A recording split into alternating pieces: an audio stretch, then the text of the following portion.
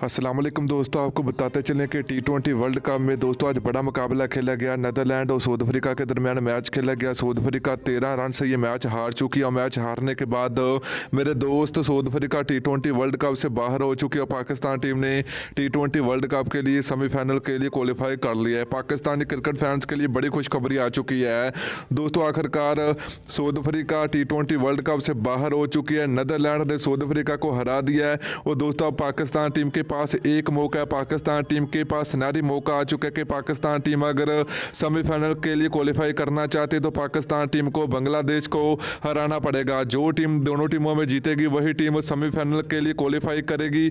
वही टीम जो कि टी20 वर्ल्ड कप के सेमीफाइनल में जो कि इंग्लैंड के खिलाफ मुकाबला करेगी। दोस्तों आज पाकिस्तान और जो कि बांग्लादेश के दरमियान भी मैच खेला जाएगा।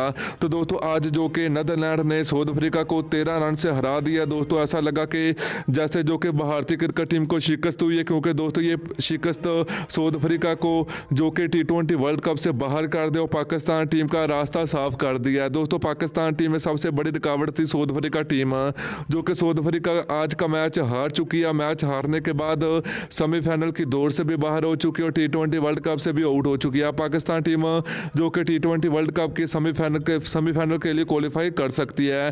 वीडियो अच्छी लगी है तो वीडियो को लाइक और वीडियो को शेयर करें।